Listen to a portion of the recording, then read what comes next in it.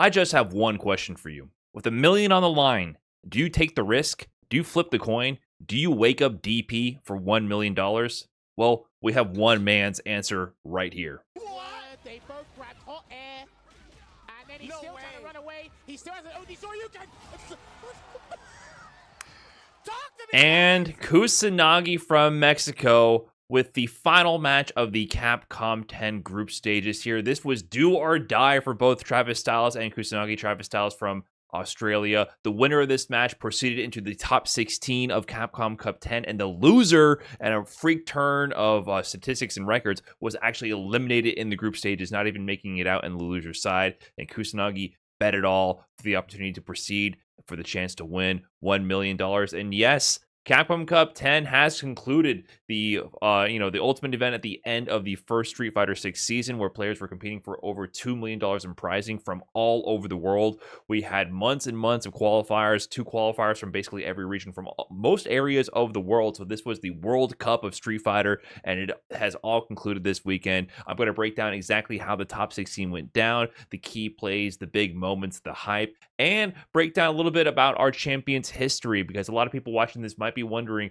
who won it all, what is their story, and what did they have to do to become the first fighting game millionaire. So starting off, who qualified out of the group? So the group stages were very hype over the weekend. We had a week-long series of groups where all 5 or 6 players in the groups were competing in a round-robin format, and then the best records would move on from that into the top 16, 1 in winners and 1 in losers. So Group A, we have Phenom and Kawano qualifying. Phenom out of winners, having a phenomenal run, only losing actually to Crossover in this round-robin set, getting the win over Kawano to put him in the winner's side of top 16. Kawano from Japan, the CPT Japan qualifier, EVO 2022 champion, actually moves on to top 16 in loser's side. Going on to Group B, Chris Wong out of Hong Kong, one of the most consistent players we've had in the CPT season, since there was only 3 offline events.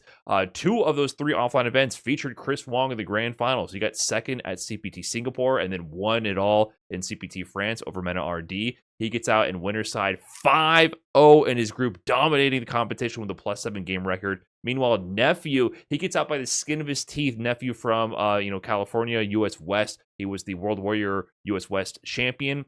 He actually gets out with a 3-2 record over Big Bird, who Big Bird actually beat Nephew in the head-to-head, but the first tiebreaker is game differential. So by 1 game, Nephew actually makes it out ahead of Big Bird, even though Big Bird had beaten Nephew in the round robin, because Chris Wong, after he was already mathematically qualified, decides to go and beat up on Big Bird, keeping the competitive integrity alive, competing for no reason but to gatekeep Big Bird, and Big Bird doesn't make it into the top 16, mirroring kind of how he exited Capcom Cup previously last year in Street Fighter V in 2022, where he was gatekept by Mono from Puerto Rico with Fong to allow Momochi to move on. So heartbreaker there for Big Bird. Group C, we have DCQ out of China getting out in winner's side with a 4-1 record and +6 game differential. Meanwhile, NuckleDo is right behind him. NuckleDo is super close to making out in winner's side, but DCQ just has that slight game differential. So DCQ takes the winner's side spot over NuckleDo. Group D, Gachikun from Japan. The first offline CPT qualifier besides from EVO, winning CPT Singapore over Chris Wong with his Rashid, gets out with a 4-1 +5 record over NL because he beat NL in the head-to-head. So if you have tied game record, it's the head-to-head count. Gachikun actually had the head-to-head win over NL. This was a really interesting group because Valmaster out of France, one of the favorites to actually go far and make it out of this bracket, kind of had a really off weekend, went 1-4 with losses to players like Mike X out of Canada. Mike X did really well in this group, and people were definitely not expecting him to do work. So Mike X was a huge monkey wrench in this group here. So shout out to Mike X. And then moving on to Group E, this was the DJ group of the bunch. Cien with a 5-0 victory in this group, 10-2 record, which is absurd, making it in winners over Fudo, 4-1, only dropping to Cien. And Snake Eyes, the lone Geef representative, trying to do it big for the grappler mains, drops 3-2. He didn't win the clutch games he needed against Cien and Fudo, beating everybody else in the group, and was unable to proceed. So Cien and Fudo double DJ, making it out. And then Group F, dubbed the Group of Death. This one was where all the drama was happening in the group stages. Come the final day of groups, it was anyone's game Angry Bird actually fell down early, going 0-2 on the first day, and he had to claw his way back after that point. And then we had Nero the Boxer throwing big monkey wrenches into the whole group by actually winning sets over Ending Walker and Kaba. Nero the Boxer out of Peru, the player that the most people counted out from the beginning to not give him any credit. And in fact, it came down to the final game of the group, Mena RD versus Nero the Boxer. It was 1-1, and Mena had to clutch the final one to even make it out of the group on loser's side, because Lashar was the actual person to make it out in winners out of Korea. Originally a KOF player. He plays a really weird setup. He has a box with actual keyboard keys installed onto it like a keyboard, so the direction keys are on the right side, and he has the buttons on the left, an actual QWERTY keyboard cutout. So definitely shows his mechanical prowess, and like his execution reflects that as well with his Chun-Li. Has dominant games over Mena RD, and actually was one of the big reasons why Mena RD is in losers in this group, or the reason actually that Mena RD is starting out top 16 in losers side. So very dramatic group there.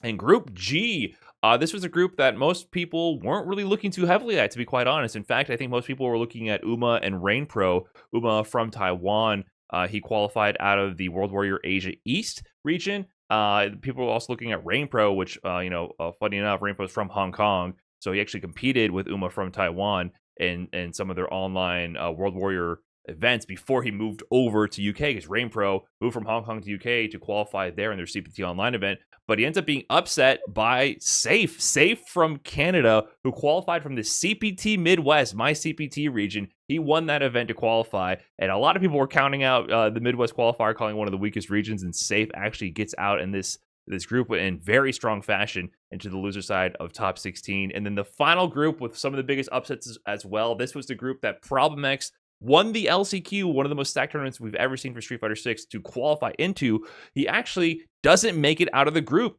Kusanagi and Dual Kevin make it out. Kusanagi in winner sides and Dual Kevin in loser sides. Like you saw in the intro, that match between Kusanagi and Travis Styles was the final match of all the groups. The winner of that got out in winners. The loser of that was eliminated because Dual Kevin, even though he was 3-2, he had such a strong game differential. He almost was about to get out in winner's side, but he dropped the combo to Problem X to win 2-0, which allowed Problem X to make a complete comeback. And every single set, he got a game in there. So he was extremely consistent, but didn't close out against Travis Styles and Problem X, which made this weird situation where Kusanagi did wake up DP to secure it all and make it out on the winner side of this group. And that wraps up the top 16 qualifiers. So you can see our brackets here. The winner side and the loser side is decided, and then the drama only gets bigger from there, because going into the winner side of top 16, one of the first matches we have is Chris Wong going up against Phenom. Phenom, third place in Capcom Cup 2019, one of the most consistent players out of Europe of all time, always making it to Capcom Cup and making deep runs. Going up against Chris Wong, and Chris Wong was looking psychotic this set. 3-0 over Phenom. Multiple wake-up supers, drive rush DP. He closes out with a wake-up level 2 as well. He was just making every correct read. This was a speed run. And from that moment, I said, okay, we're seeing prime form Chris Wong today. We're not seeing any kind of second place Chris Wong here. We're seeing the prime form, and it was absolutely a beatdown. He looked just ferocious. You could see the determination in the eyes. It was kind of scary to quite look at, to be honest. I don't want to look at in the eyes too long in that player cam. And then also the other big matches there, DCQ versus Gachikun. DCQ actually takes it over Gachikun and moves on to the top 8. Cien versus Lashar was a nail biter, but Lashar qualifies, and Cien was 5-0 in his group stages, and Lashar was 4-1 in his group stages out of the group of death. So many people were calling potentially the winner of this match between Cien and Lashar to take the whole thing, because they were looking so strong out of group stages. And then Uma Kusanagi from Mexico falls to Uma 3-0. And this wasn't, maybe a surprise to many people, but I think we'll have to come back to this one. Kusanagi just wasn't looking confident in this set. He wasn't able to get his offensive reads going, and Uma was able to kind of just stroll through this match without too much stress. But things would definitely change later on. But going to the loser's side, due to how stacked the groups were, Fudo from Japan, who was the most consistent player in the World Warrior qualifiers in Japan, which is the most stacked region on the planet. He had won the last 2 World Warrior qualifiers in Japan after every single top 8 was different players winning and trading top 8 positions. There was no stability because the competition was so sharp. He found stability in that region and then went on to win the regional finals in dominant fashion. He didn't compete in the CPT Japan qualifier because that was at the end of the season, so he set that one out because he was already qualified. So we hadn't seen him compete at this level for quite some time, but clearly one of the strongest from Japan, going up against Mena RD, who just the night before, he's the 2-time Capcom Cup champion, the reigning Capcom Cup champion, one of the most consistent in the offline CPT as well. Second place at EVO. He won Street Fighter League Worlds with his Street Fighter League USA team, Team Bandits with Mena RD, Chris T, Xiao Hai, and Kaba. Won Street Fighter League USA, went on to beat Street Fighter League teams, the Street Fighter League World Europe team and the Street Fighter League Japan team to claim the Street Fighter League World title the night before, but he wasn't done there. That was a big payday. I think that was like $20,000 per player on the team there. He wants to take, of course, his 3rd Capcom Cup champion. And, it wasn't looking good because he started off with his Blanca. And Blanca is actually the character that Mena RD originally used against Fudo in CPT France to beat him 3-0. So that was the pick that he thought he could use again to get the W. But he goes down 2-0, switches to the Luke, gets a game on the board, and facing elimination from Capcom Cup, a pixel to his life bar, checks the dry rush after about 20 seconds of pure neutral and control without any life, even barely even visible there on the bar, finds the driver's check, gets the full conversion, and staves off death for one more round. But unfortunately, that wasn't enough to keep himself alive in the tournament. Fudo does end up closing out the set the next round and takes the W. And it was a little bit personal, right? The Japanese flags on the play. Maybe a little bit of revenge for Street Fighter League Team Japan there, as Mena RD kind of solo Japan. I mean, Xiao Hai and Kaba got wins, but all the big point matches were all decided by Mena RD clutching it out. So a little bit of revenge for Japan there, and Fudo moves on, and Mena RD is eliminated in top 16 losers. Another key marquee losers matchup, Kusanagi versus Kawano, the EVO 2022 final Street Fighter V champion versus Kusanagi from Mexico playing as Ken. Kusanagi was a longtime Street Fighter player, KOF player, but he used to play soccer in Street Fighter V, and he got 2nd place in all the online qualifiers for Mexico over and over. He was so close to qualifying, but he finally did it this year with Ken. This set was ridiculous. Any kind of jitters he had against Uma in the top 16, they were gone. He was swinging at Kawano with full confidence this entire set. They were slugging it out. He got an early lead on Kawano. Kawano was struggling to find his bearings and to catch on to Kusanagi's rhythm to slow him down. I mean, there was like OD DPs being thrown left and right, perfect pairs all over the place, rush down. This was one of the most hyped sets of the entire tournament. Kawano is sweating to just get these rounds, but eventually Kawano does end up closing it out. You should watch this set. This one was super hyped. Kusanagi almost made the upset of a lifetime over Kawano to make it into the top 8 on loser side. But another big one right here, Phenom versus Safe. Safe from the CPT Midwest, also out of that Group G with Uma and Safe. The group that most people were not looking at all, ends up moving on through losers. He beat Tool Kevin in the first round of losers, and then ends up eliminating Phenom here, 3-1, pure confidence. That's the marquee aspect of Safe's gameplay.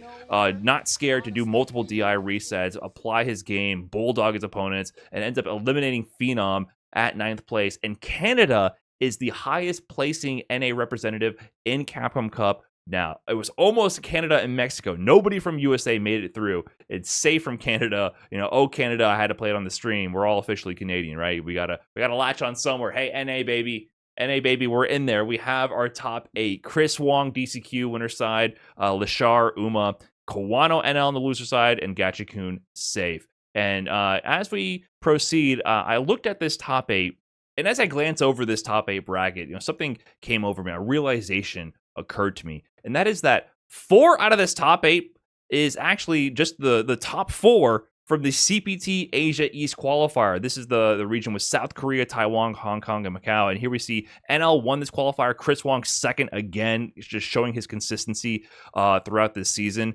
Lashar right there, and then Uma in 4th. All 4 of these players made it into the top 8. Chris Wong, Lashar, Uma had to play each other, and NL, which is ridiculous to see. So Chris Wong, normally there's only 2 qualifiers per region, but the way it was set up, Chris Wong won the CPT France event, so he didn't qualify through those regions. Lashar, he won the World Warrior for South Korea. They had their own World Warrior region. Uma then wins the World Warrior for Asia East, which is Taiwan and Hong Kong. And then NL wins the CPT event, which is the combined region, which includes Hong Kong, Taiwan, and Korea. So with that said, they got 4 representatives in this top 8. They all made it to top 8, which goes to show just how strong Asia East as a competitive region. We also have China in the mix with DCQ, Kawano, and Gachiku, the Japan representatives, showing how consistent Japan is. And then Safe from Canada, the sole NA representative out of the CPT Midwest qualifier, which, as the region I competed in, I got 4th of the regional World Warrior regional finals, and I got washed in the CPT event. I heard everyone saying, "Oh, Midwest is so free. Midwest so free." Thank you, Safe. So I can ride the coattails of your success here to show that Midwest maybe sometimes can do things. Maybe. I don't know. I need Rob TV to back me up here. But this top 8 is set. And not many people called this bracket. I can tell you that it was definitely full of upsets all along the way. But those in the know would have maybe called a Chris Wong, and seeing how Lashar was performing up until this point, these guys were definitely favorites to go really far in this bracket. And the other thing I think about is the stakes that are at play at this point. $1 million for first place. However, look at the prize split. 7th place. If you're in loser side top 8 and you lose right away, you only get 7th and you get $7,000. If you get 5th, win one match in losers, you get $10,000. And if you win a match after that, $100,000. The jump from 5th to 4th is absolutely unreal. The top heaviness of this prize pool is absurd, and whole entire order of magnitude decided off of potentially one set. So I'm looking at this bracket and I'm thinking, if you're in winner side of top 8, it always sucks to get to winner side top 8 and then you go 0-2. Like, you make it to the big stage, you go 0-2 and you end up in 5th. Well, that stings on a normal tournament with maybe $200 in the prize pool. But that is the difference. If you win in winner's side top 8, you secure your position in winner's finals, which means minimum 3rd place, $200,000. If you lose that match in winner semis, you drop to the loser side. If you lose that next match, you only get 5th place at $10,000. That winner's side match to get your spot in winner's finals is securing you for $190,000 extra dollars.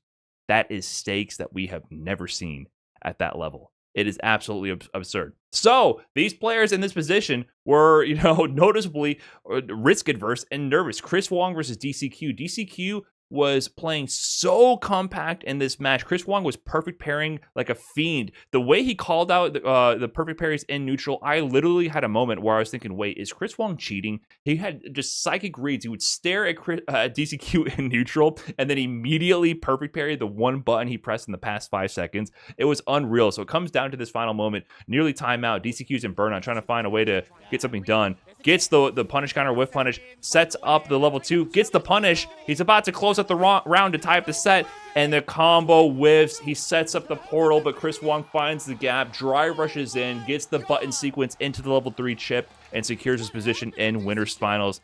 DCQ panicked on this conversion with the level 2 because the spike above him was actually going to pop and potentially cause them to juggle in a weird way. So he uses the spikes here from the ground to account for the portal above him. And unfortunately, after the first spike, the portal pops, bounces him up even higher, and his second spike was done too soon, so he floats right over it. DCQ could have manually adjusted for that and done the spike later, or he could have just teleported through the portal to get rid of the spike entirely, and then he could have done a grounded combo, which would have been more optimal. But in the heat of the moment, for $190,000, he makes the wrong combo routing decision, and he loses the set for it. And Chris Wong moves on in winner's side. That one's got a sting. Going on to the other match, Lashar versus Uma. At this point, many people would have argued that maybe Uma was having a good group. Maybe his group wasn't as strong as the rest. Maybe Kusanagi wasn't ready for the bright lights, even though we saw how well he performed against Kawano, nearly making the EVO champion bow out before top 8. But the air in the room changed after this set here. Uma goes up against Lashar, who was the winner's side qualifier out of the group of death, causing Menardi to drop to losers, players like Kaba and Ending Walker not to make it out of the group, and Angry Bird, the EVO champion, not to go anywhere. With the drive reversal bait, goes 3-0 over Lashar. Look at the way he uses this drive reversal. This is so smart from him. He finds a super spaced out button from Lashar and does drive reversal, and he knows this is punishable. This is -8 on block. But because it's so spaced out and the pushback is so huge, there's a huge likelihood that the next button to actually punish on block would whiff. He purposely does this to bait out a whiff from Lashar, immediately places the counter poke, knowing the whiff is going to come, and gets the punish to secure the 3-0 victory over the original dark horse of the tournament for many people, which was Lashar. People saw Lashar and what he did in that group of death and thought maybe this guy has what it takes to win it all. And suddenly Uma there, who people were not really paying attention to at this point, takes it over Lashar to get into winners finals to go up against Chris Wong. And the air in the room is beginning to change at this point for sure. But then we move on. We can see here the losers matches are set up. Kwano and L, Gachikun safe. DCQ drops down and Lashar drops down as well. And all said and done, Kwano and NL. NL takes it in dominant fashion. NL has been on a tear at this point. Safe, unfortunately, falls to Gachikun. Gachikun is too consistent with his Rashid, his level 2 mix, and his pressure, his footsie's awareness. He's a Capcom Cup champion. He's been here before. Safe did it big for Canada and NA. He drops to Gachikun. And we have DCQ versus NL, Lashar, Gachikun, and NL, DCQ. Ends up with NL taking it and Gachikun over Lashar. And my worst fears came true. Because remember what I mentioned about being in winner's side top 8 and dropping to 5th place? That happens exactly to DCQ and Lashar. They were in winner's side. If they had won one set here, they would have secured $200,000. Instead, they dropped to losers, then bow out of the tournament and only get $10,000. Good payday, but painful to know what it could have been. And the bracket proceeds with the winners finals coming up. And once again, when I look at this bracket, I look at the 4 players remaining: Chris Wong, Uma, NL, Gachikun. And what comes to mind, besides, the fact that one of these players is going to win $1 million, and the fact that coming up, every one of these matches is a $100,000 money match. 4th, 3rd, 2nd. They're all going up $100,000 until that $700,000 jump from 2nd to 1st. I'm thinking, man, these players are from the CPT Asia East. Besides Gachikun out of Japan, we have NL, Chris Wong, and Uma, all top 4 of CPT Asia East. It's actually really absurd to see just how strong this region is and how they all showed up in the very end to take all of Capcom Cup's money, essentially. And then we have winners finals. Chris Wong, Yi Sports, Y Esports, Chris Wong, and Uma, unsponsored. Chris Wong, he's a salary man. He is sponsored, but he does this part-time. When he gets home from work, this is what he boots up and practices. He trains consistently. He's had a super strong, consistent season.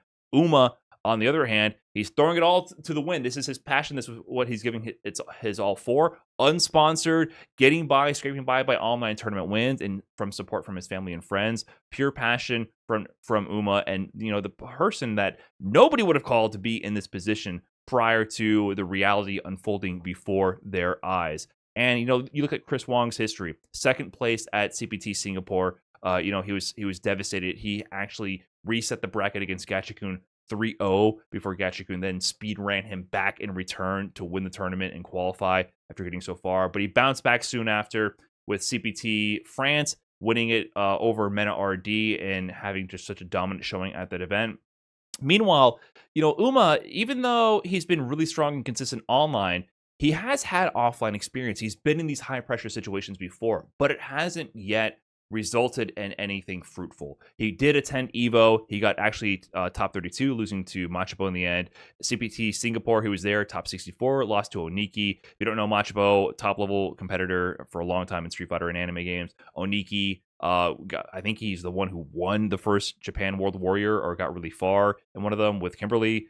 Super strong player. And then, CPT France got top 64 as well. He's losing to known players like the Sticky. Okay, to be fair, I don't know who the Sticky is from France. Shout out to you. You did a big thing there. But, he hasn't quite had his big moment offline, even though he's going far in these stacked events and beating top level players. It hasn't come together into a super deep run where people can actually know his face because, he does have a lot of victories, actually. If you pay attention to ICFC, one of the premier online weeklies, they do weeklies for different regions around the world. He has been cooking in that region online for quite some time. Many first place victories, and this is actually how he was getting a bunch of pocket change, funding his passion here to pursue his dream of competing at the highest level in Street Fighter. And on top of that, he qualified through the Asia East World Warrior circuit, which means he had to qualify over a series of 5 tournaments to earn points to qualify. And you can see here in the ranking system, he was second to Chris Wong. These guys are training partners. They compete in the same region. They play each other all the time.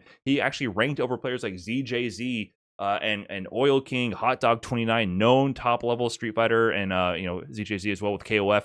They play fighting games at the highest level here. And he ends up actually taking the regional final. This is how he qualified. Previously, Kagami, maybe you were mixed up by the names Uma versus Kagami. He takes this regional final over Chris Wong after being sent to losers by ZJZ. 3-1 and winners 3-0. So I think a lot of people looking at this winners finals would say, I think Chris Wong has this. He's been in this position before. Maybe not knowing that he's going up against one of his bracket demons from his home CPT region. Like, this is the training partners going back to back. You kind of hope to not face that person who always has your number when you travel out internationally for the big bucks. But, iron sharpens iron. These two have trained together many times, and now it's time for them to clash for a match to secure their spot in winner side of grand finals of the biggest fighting game tournament of all time. And this is how the first game ends. Down to the final interaction between these two players. Chris Wong in Burnout. He sees the fireball, goes for the level 1, and Uma wins. By the final hit, you can see here, it's so close. Blink and you missed it. It's almost hard to catch. You can see the level 1 actually does travel over Jury's fireball. The Jury fireball low profiles, a regular fireball would have clashed with Luke's level 1 and dissipated. But because it's traveling underneath level 1, before the final hit can connect to actually finish Uma's life off there, Jury's fireball slowly crawls across the screen, and you can see the moment in the top left where Chris Wong's heart breaks. And Chris Wong has looked like psychotic up till this point. Stone cold, stone face killer up until this moment. And there you can see him cracking. Uma, meanwhile, he's cheesing it up, man. He's laughing it up. He's living his best life. He definitely feels like he's just happy to be here. Like, he can't believe his success is this great so far this weekend. He's already earned himself a guaranteed $200,000 by being in the winners finals. So he's definitely happy to make it this far, and he's letting the pressure of the moment just slide right off him. And how does that end up for him? We get to the final round between these two players. Chris Wong with the slight lead over Uma. Uma a throw and some change away. And the perfect parry comes out on the dry rush pressure. Pops level 2. Chris Wong put himself in burnout. Level 2 Jury gets access to safe jumps with high-low fuzzy mix-ups. He goes low on the first one. He goes high in the second one. Chris Wong blocks them both out. He jumps away, gets DP'd, cross-up sets up the chip, and Uma takes it in the final level 2 sequence over Chris Wong. Puts himself in grand finals winner side, and the world cannot believe their eyes. I think people, maybe if they had watched ICFC heavily, maybe if they had paid attention to the Asia East region, knew that Uma was strong, but we have never had the opportunity to put a face to the name, to get to know his story, to get to know how he performs against this intermingling international competition, because every time he's attempted that, he just hasn't really made it to that part of the bracket where it gets broadcasted to the world. He hasn't put together the run to show how strong he really is, and now he is sitting in grand finals, winner's side of Capcom Cup, and Chris Wong has to claw his way back to this position if he wants to take the million.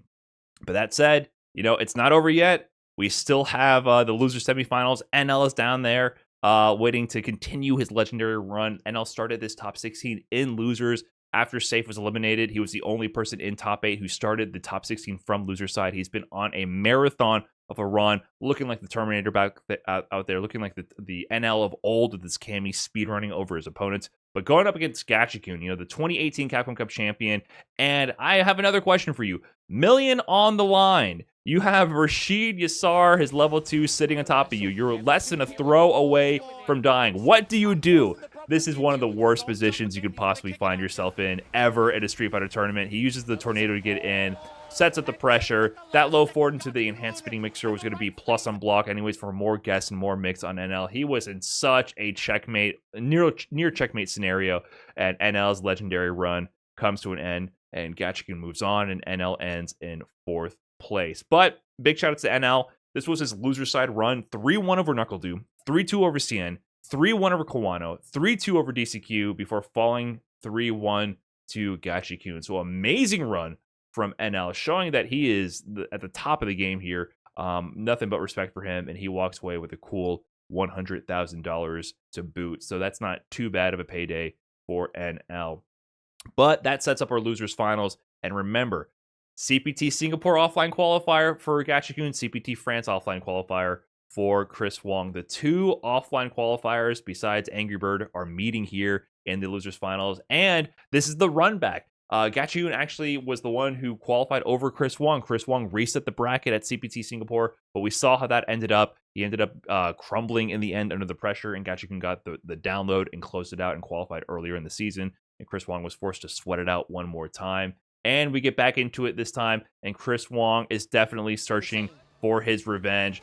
Last legs here for Gachikun, 2-2 in the set. Backdashes on the throw mid-screen, calls it out. No repeat of CPT Singapore. He faces one of his demons, Gachikun, one of the people who slowed down his qualification, and gets back into the grand finals against Uma, the other person who stopped him from qualifying via the World Warrior Regional Finals for Asia East. So Chris Wong is on a run here, trying to get back at his bracket demons. He's facing all the people who have eliminated him, all the hurdles in the past that have slowed down his progress to this moment to earn his first Capcom Cup title, and he is one step away from doing so. Gachikun bows out in third place, a cool $200,000 to his name, and we move on to the grand finals.